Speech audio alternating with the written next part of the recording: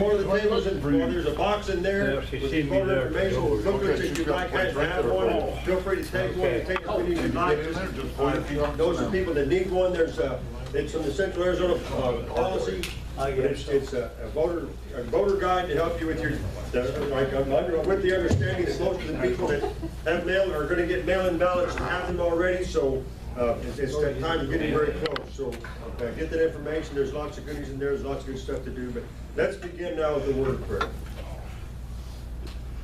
Father, we come tonight. We thank you again for this time together as we gather once again, Lord, just to worship you, to praise you, and to hear of all the wonderful things you've done in the lives of people.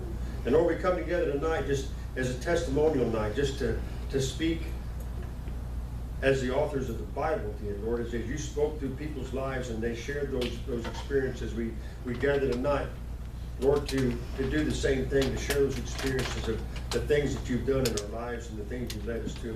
We just praise you for it. We thank you for each one that's here and for all that you have planned for tonight, Lord, the spirit that you're going to bring and the hearts that you're going to touch and the stories we're going to hear. We thank you for it again tonight. In Jesus' name, amen.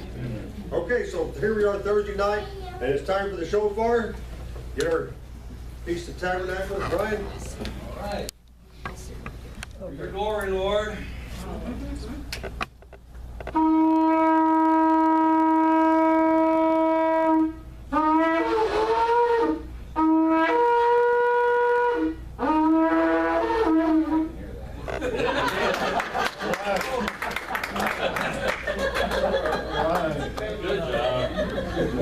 Well, we have some testimonies tonight. I want to, so far. If you're not, we've got a few people that have already told us in advance they want to share their testimonies. And as we're going through the evening, if you'd like to share your testimony, let Des or I know, and we'll just put you right in place, or just raise your hand when it comes time, and we'll just let everyone that feels the urge to share what God has done in their life. And we're going to begin with Jose. He's been anxious and he's been ready, so he's all primed. We're going to let him get going.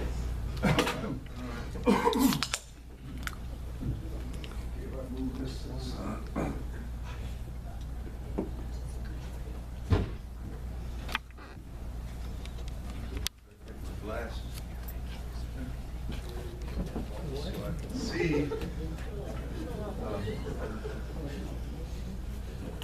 What is that? We've already worn out 3 sun shovels. Earlier in the week, I had a kind of a long testimony. It was called The Journey of Faith. The morning, Jesus saved my life. And this, I guess you could call part 2. Jesus saved my life. Jesus is always saving my life. Whether it's spiritually or also literally saving my life. Because I don't know what I would do without our Lord, without God. I don't know. I would be. I just can't live without Jesus. And that's the reality to me. He is a reality to me. I'm becoming more and more that way. Each time, and lately it's been getting, my experience with Jesus has been getting deeper and deeper and deeper. And it happened to me about 4 weeks ago. I was up early in the morning, and it's been kind of a rough journey for me as a widower. I had my wife for 30 years, and I lost her and brought her to this church. And it's been very difficult and challenging to me. And about a month ago, I was sitting on my couch about 4 in the morning, getting ready to go to work. And I just had so many dark thoughts. And I'm gonna go ahead and share this with you, although my company said that's kind of too heavy, but I'm gonna share it with you because it's real. There was a gun in another room that was loaded, which I could have done. And I got scared. I knew the devil was working overtime, and I had to pray. And I went through all these songs, the songs I prepared for Monday, and none of them hit me. I kept kept looking, and I found this song, I'm Not Alone, by Carrie Joe. And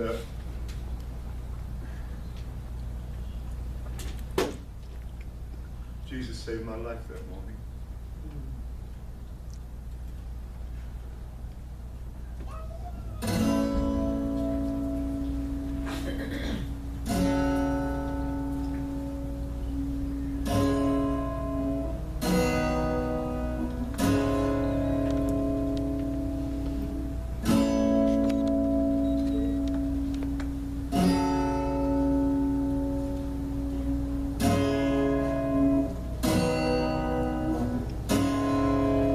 When I walk through deep waters, I know that you will be with me.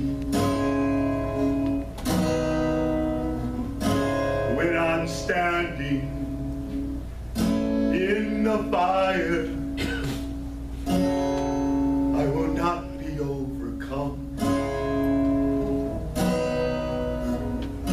Through the valley of the shadow,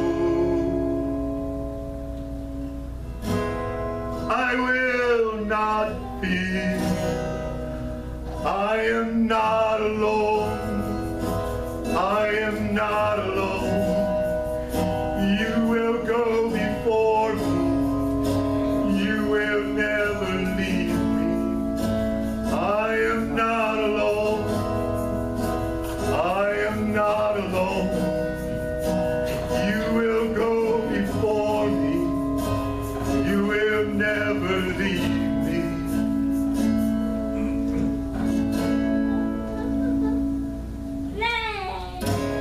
In the midst of deep sorrow, I see your light is breaking through. Dark of night will not overtake me. I am pressing into you.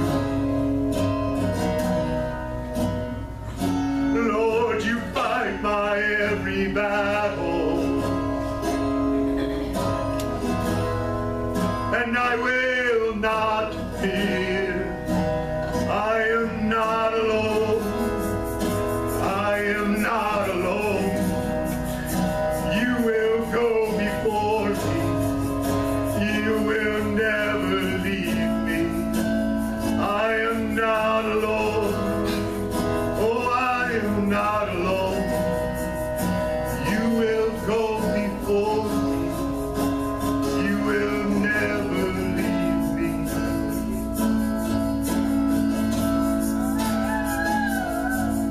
You amaze me, you redeem me, you call me as your own. You amaze me, you redeem me, you call me as your own. You amaze me, you redeem me, you call me as your own. You amaze me, you redeem me, you call me as your own. You're my strength, you're my defender. You're my refuge from the storm. Through my trials, you've always been faithful. You bring healing to my soul. I am not alone. I am not alone. You will go before me.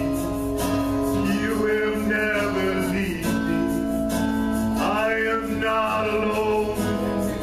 Oh, I am not alone.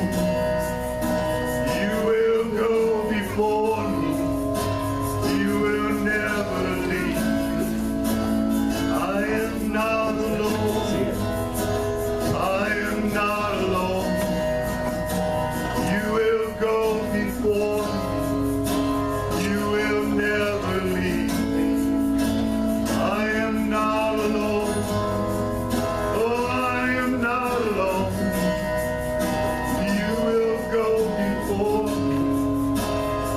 will never leave me. I am not alone. I am not alone. You will go before me. You will never leave me. I am not alone. I am not alone. You will go before me. You will never leave me.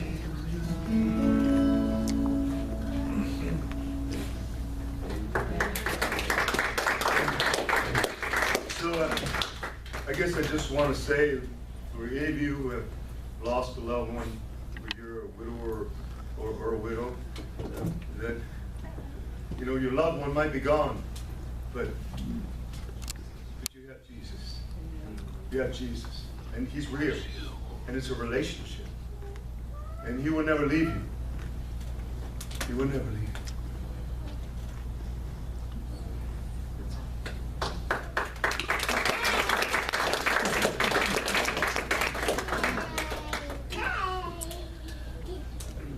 You know, oftentimes we consider testimony, when we hear someone is going to share their testimony, we immediately consider that to be a story or a revelation of the time when they accepted Jesus or when they found Christ.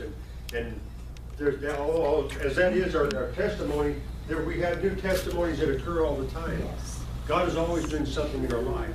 And those are testimonies. As we read about Paul and all the things that Paul did and all the things that happened to Paul when he was writing in the New Testament, those are all testimonies. Those are all things that happened while Paul was growing, and Paul was growing in Christ, and Paul was going through his life. So all the things that happen in our life are that we can give, that we give to God all and realize that God is in it. Those are all testimonies, and those are very intimate times that we can share with others to help others find their way.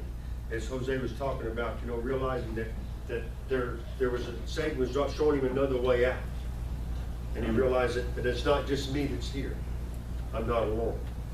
And so again, we have quite a few people, not quite a few, but several people that have asked to share their testimony tonight. So I'll leave it up to whoever wants to be next. Just raise your hand and come forward and share your testimony. Anyone at all? Zach? You want to use the stool and sit, or you want to just stand? Okay.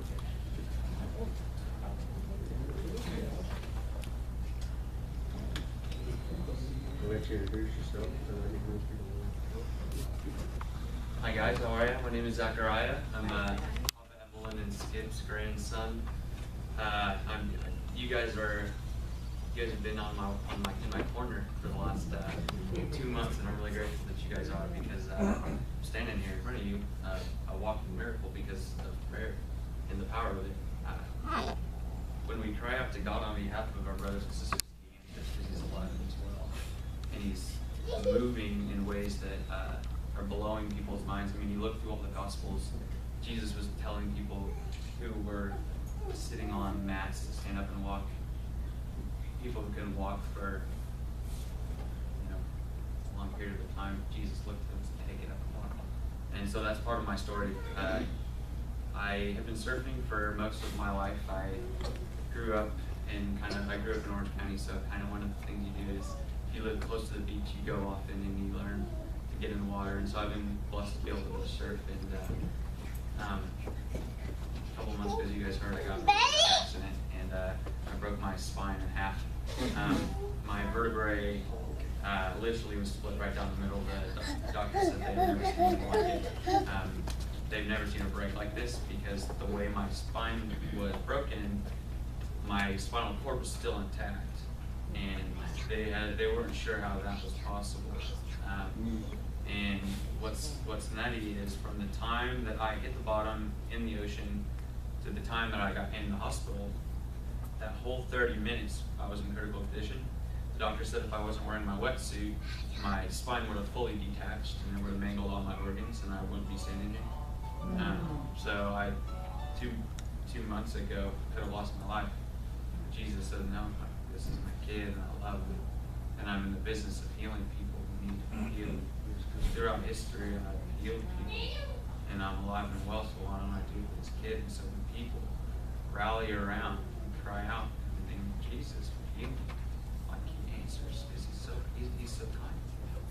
kindest friend I've ever had. Jesus is the kindest friend I've ever had, and he will outgive us every single time. I've never had a friend that outgives me.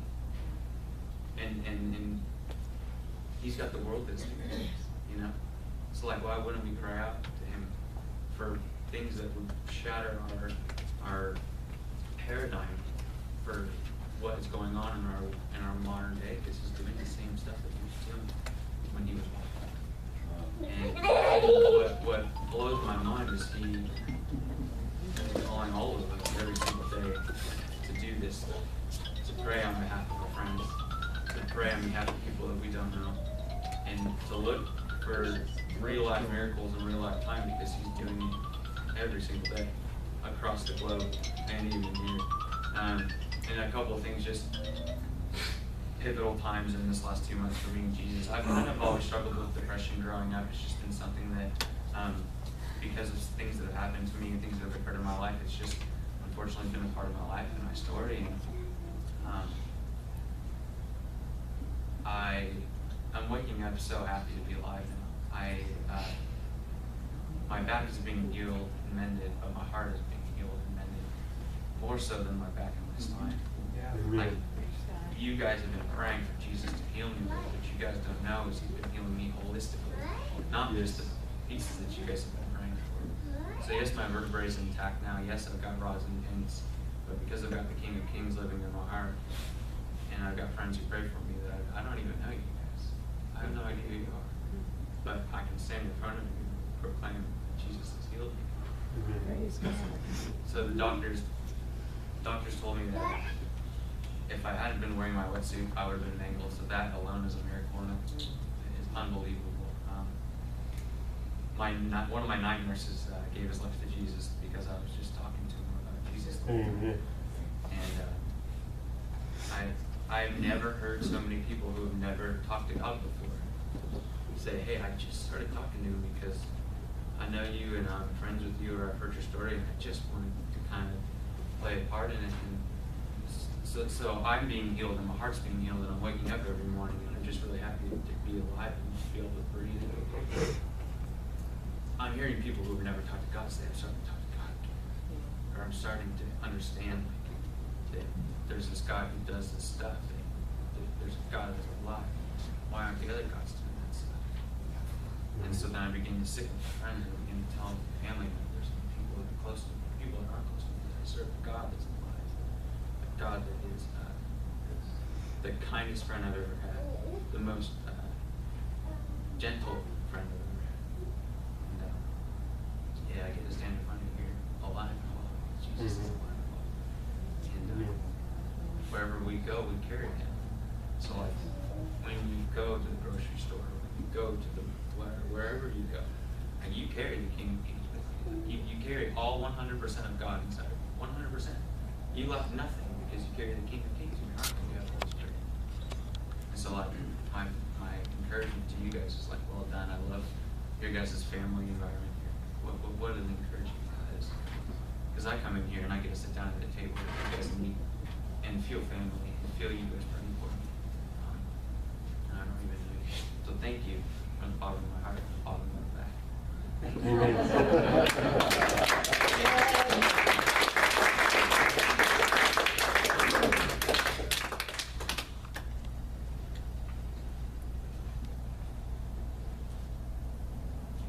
You know, Zach, I think he visited with us one time before, about a year and a half, 2 years ago.